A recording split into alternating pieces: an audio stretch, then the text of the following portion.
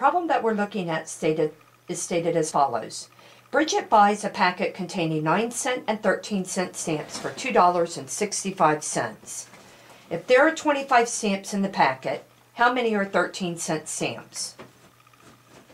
One way of solving this problem is by using a table and looking at combinations of 9 and 13-cent stamps, where you know we have a total of 25 stamps, and we're looking for the sum of $2.65. I'm going to use a table, and I've already sort of organized my table so that I have a 9-cent, a 13-cent, a total cost, and the total number of stamps. One of the things I want to keep constant in this table is the total number of stamps, and that's 25. So that won't ever change. What I'm going to change is how many 9-cent and how many 13-cent stamps I have. So I'm just going to try one and see what happens. Suppose I have one 9-cent stamp, which means if they total 25, I have 24 13-cent stamps.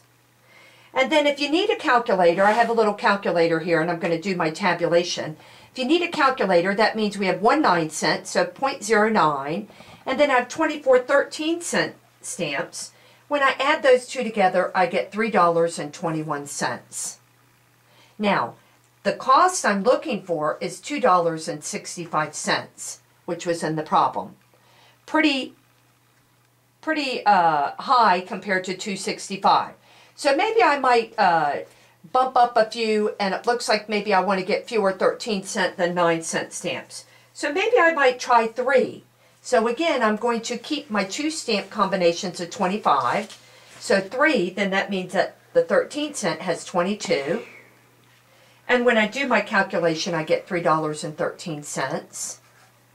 And I'm still seeing that I'm going down a little bit on the slow side, so I'm going to just sort of go by 5, or bounce it to 5, go by 2s, which means I have 20 here, because my 5 and 20 give me 25, and that gives me $3.05. So I'm almost under $3. So let's bounce maybe to, let's see what happens if I go to 7. Let's just keep it going every other one.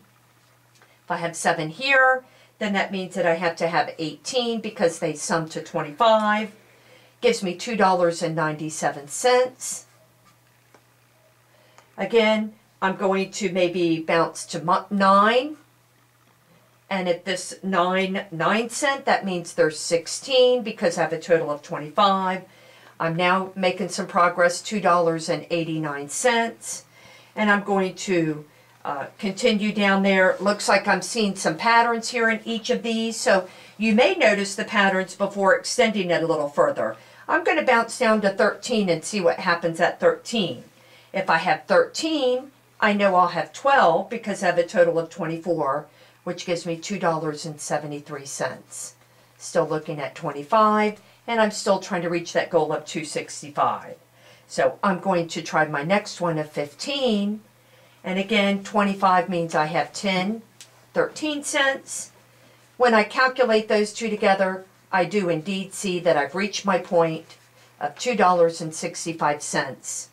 So I have 15 9-cent stamps and 13 10-cent stamps.